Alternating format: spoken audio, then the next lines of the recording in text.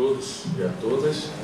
Uma satisfação muito grande estar compartilhando esse momento precioso e uma oportunidade única de um encontro raro, né, de pensar e rever a trajetória do Robert Calley no Brasil, na Vila Madeira, Portugal, e com uma repercussão que vai para além do mundo luso-brasileiro, né, na medida em que a diáspora dos madeirenses, né, foram para lugares como Estados Unidos, Havaí, e a gente está falando realmente de uma personagem, né, de um sujeito histórico, o Calley, que ainda não recebeu o merecido reconhecimento da história e da historiografia religiosa do século XIX, dada a envergadura da obra que ele realizou. Claro que não somente ele, né, mas pessoas que estiveram relacionadas com ele. Ele nunca trabalhava sozinho, era uma pessoa que trabalhava em equipe, e cuja repercussão e desdobramento estamos vendo até hoje, né, e isso ainda vai continuar em termos históricos. Coincidentemente, esse encontro aqui, né, que eu joguei, né, lenha na fogueira, né, para a gente vir, eu escrevi um artigo que vai ser publicado na revista Lusitânia Sacra, da Universidade Católica de Portugal, com esse título, e eu pensei então de falar alguma coisa desse artigo, intitulado Um Escocês Protestante no Mundo Luso-Brasileiro, porque as pesquisas, e o Douglas depois vai poder também explorar um pouco isso, as pesquisas seccionam Calley na Madeira, os 9 anos de intervalo, e depois no Brasil e na Escócia. Nesse artigo eu pretendo pensar a continuidade do Calley no Brasil, né, daquilo que começou na Madeira e que se conclui justamente no Brasil com uma onda de perseguição que aconteceu na cidade de Petrópolis em 1859.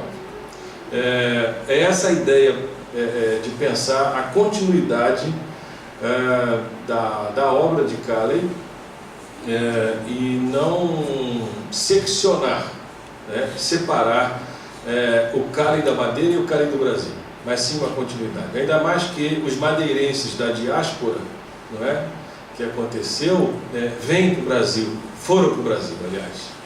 E estava conversando ali com o Douglas, as perdas materiais do Calley incidiram num processo dele, que ele começou para uma indenização. E ele ganha essa indenização justamente no período dos 9 anos.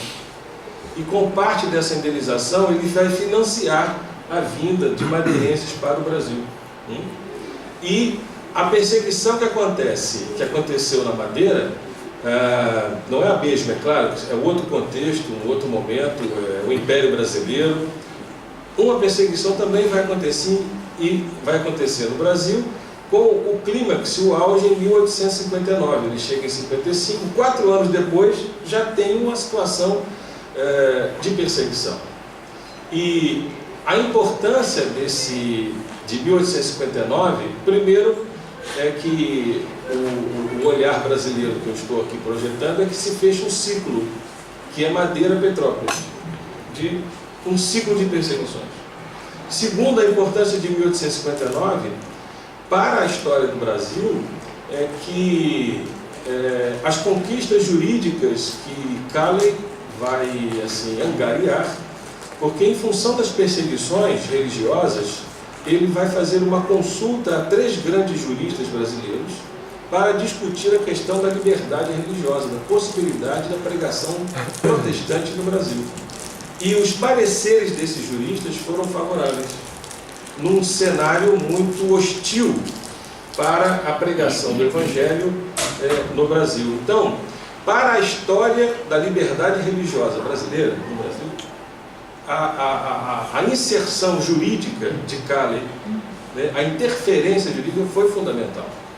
E não somente para a questão da liberdade religiosa, mas a partir da liberdade religiosa, o reconhecimento oficial de casamentos de acatólicos, do enterramento de acatólicos, né? E toda uma inserção social que Cali vai ter com relação, por exemplo, à questão da escravidão, né? Ele vai ser contra a escravidão, que o Brasil era, no século XIX, o único império escravista na América do Sul. E era monarquia e escravista. E nós temos, então, um pregador protestante que consegue uma brecha jurídica para a questão da liberdade religiosa e que vai incidir também uma crítica à questão da escravidão, que só vai acabar no Brasil em 1888. Então, para a configuração desse artigo,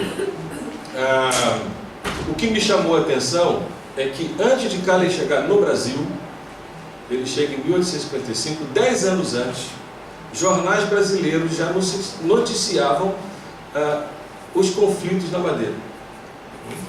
E o Diário do Rio de Janeiro, um jornal de 1845-46, que já estava relatando e traz um alerta: cuidado com ele, se ele chegar aqui, o que a gente vai fazer com ele? E 10 anos depois, claro que o articulista nunca poderia imaginar isso, 10 anos depois, Cali chega na Ilha da Madeira. Essa foi uma fonte importante para ligar Rio de Janeiro, Portugal, né, e Ilha da Madeira, nesse contínuo, né, do Cali, Brasil e Portugal. Um segundo documento também que a gente pôde trabalhar é justamente a troca de cartas entre o ministro Paranhos, que era o ministro da questão dos estrangeiros no Brasil na época do Cali, e o cônsul britânico, responsável pela legação britânica no Brasil. Em função do conflito em Petrópolis, houve uma troca de cartas e a defesa do Cali, após a consulta dos 3 juristas. E ele, então, apresenta a sua defesa diante das acusações de estar agredindo ou desobedecendo as leis brasileiras.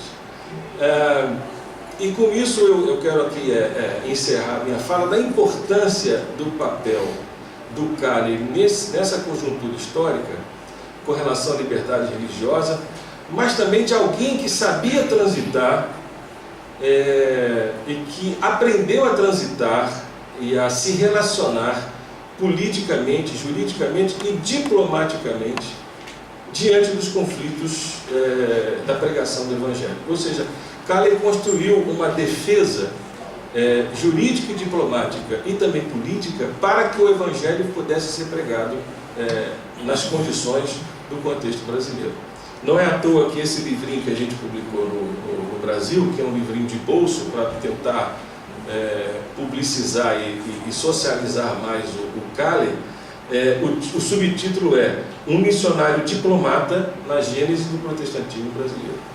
Então, essa dimensão diplomática, jurídica, política do Cali fica muito bem evidenciada no Brasil. Com todos esses... esse é um dos legados que a gente pode falar, do ponto de vista, né, do olhar brasileiro, daquilo que Cali fez e deixou no Brasil. Essa conquista jurídica que vai ter desdobramentos importantíssimos. E as suas práticas pastorais, que depois o Douglas vai falar. Mas uma convicção que eu tenho é que eu encerro, me parece que o tempo já está, né, aí reclamando. Uma convicção que eu tenho, que Cali foi um missionário do século XIX, voltado, cujo vetor do ministério dele foram os pobres. Na Ilha da Madeira e no Brasil, toda a prática pastoral, missionária, cristã, um sujeito do seu tempo, com os recursos que ele tinha, eu tenho convicção de que ele priorizou aquilo que Jesus falou em Lucas capítulo 4, 18, o Espírito do Senhor está sobre mim para evangelizar os povos. Então, esse vetor ministerial, vocacional do Cali e também da Sara, para mim foi marcante e fundamental, e o seu principal legado.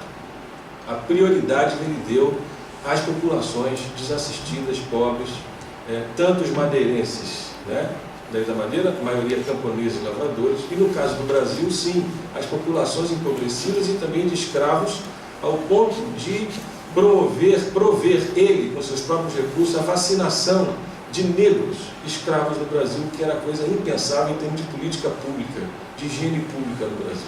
Então, nesse sentido, ele foi inovador, e aqui eu deixo essa marca do Ministério e do legado do Cali. Muito obrigado.